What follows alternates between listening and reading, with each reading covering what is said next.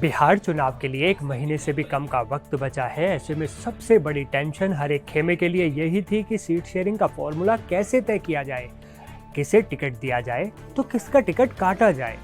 सत्ताधारी एनडीए में भी सीट शेयरिंग को लेकर गांठ खुल नहीं पा रही थी, लेकिन शनिवार को दिल्ली में बड़े नेताओं की मैराथन बैठक के बाद सूत्रों के हवाले से एक संभावित सीट शेयरिंग फॉर्मूला सामने आया, जिसने लगभग तस्वीर साफ कर दी है।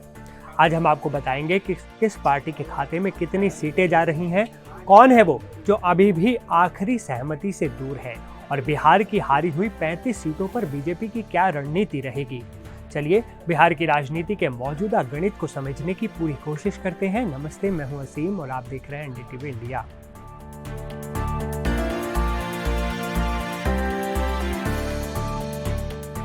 सबसे पहले जानते हैं बिहार की सियासी पटकथा दिल्ली में कैसे लिखी गई। जगह थी बीजेपी के राष्ट्रीय अध्यक्ष जेपी नड्डा का आवास, जहां बिहार बीजेपी कोर कमेटी की एक अहम बैठक होती है। इसमें गृह मंत्री अमित शाह, विनोद तावड़े, धर्मेंद्र प्रधान, सम्राट चौधरी, दिलीप जायसवाल, नितिन नवीन और नित्यानंद राय जैसे तमाम दिग्गज नेता मौजूद थे। वहां सीटों के बंटवारे पर फाइनल मोहर लगाने के लिए ये मंथन कई घंटों तक चला। सूत्रों के मुताबिक जो खबर मिल रही है वो ये है कि बैठक में लगभग 90 से 100 सीटों को लेकर गहराई से चर्चा हुई और अब सीटों के बंटवारे का संभावित फॉर्मूला लगभग तैयार हो चुका है। अब ध्यान से देखिए, सूत्रों के हवाले से जो संभावित सीट शेयरिंग फॉर्मूला आया है वो क्या कहता है और एनडीए में किस पार्टी को कितनी सीटें मिलने वाली हैं या मिल सकती हैं। इसमें जेडीयू को सबसे ज़्यादा 101 सीटें मिल सकती हैं, बीजेपी को 100 सीटें, एलजेपी को 26 सीटें, हम को 7 सीटें, आरएलएम को 6 सीटें और 3 सीटों पर अब भी बातचीत जारी है। यानी सबसे बड़ी बात यह है कि सहयोगी दलों के बीच सीट बंटवारे की खींचतान लगभग खत्म होती दिख रही है। सूत्रों के मुताबिक बीजेपी बिहार में 100 सीटों पर चुनाव लड़ेगी, जबकि अपने सहयोगी जेडीयू को 101 सीटें देगी। ये फॉर्मूला दोनों बड़े दलों के बीच सामंजस्य को दिखाता है, जहां जेडीयू को 1 सीट का मामूली अंतर देकर गठबंधन में अपनी स्थिति मजबूत रखने का मौका मिल गया है। इसके अलावा एक बात और है कि सहमति के बीच एक पेच अभी भी फंसा हुआ है। आरएलएम प्रमुख उपेंद्र कुशवाहा ने मीडिया रिपोर्ट्स को गलत बताते हुए ये भी कहा है कि बातचीत अभी पूरी तरह से पूरी नहीं हुई। उनका कहना है कि बातचीत जारी है।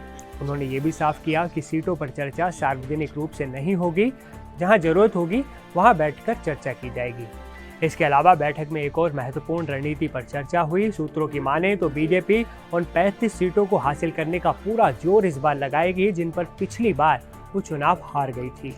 इन हारी हुई सीटों को जीतने के लिए एक स्पेशल रणनीति बनाई जा रही है। बीजेपी उस पर काम कर रही है, जिस पर घटक दलों के साथ तालमेल पर बातचीत चल रही है। ये दिखाता है कि बीजेपी इस बार कोई कसर नहीं छोड़ने वाली या फिर नहीं छोड़ना चाहती। तो अब सबकी निगाहें इस बात पर भी टिकी है कि बाकी बची हुई 3 सीटें उस पर क्या सहमति बनती है और उपेंद्र कुशवाहा की आरएलएम के साथ अंतिम बातचीत किस नतीजे पर पहुंचती है। माना तो ये जा रहा है कि जल्द ही एनडीए सीट शेयरिंग का ऑफिशियल ऐलान भी कर सकता है। इस खबर पर हमारी लगातार नजर बनी हुई है, हमारी टीम लगी हुई है बिहार की रणनीति से, बिहार की राजनीति से जुड़ी हर बड़ी खबर को सबसे पहले आप तक पहुंचाने के लिए। इसलिए कोई भी आधिकारिक ऐलान और बिहार चुनाव से जुड़ी पल पल की लेटेस्ट अपडेट सबसे पहले अगर आपको जाननी है तो एनडीटीवी इंडिया के चैनल को सब्सक्राइब कर लीजिए और हर लेटेस्ट वीडियो सबसे पहले देखिए।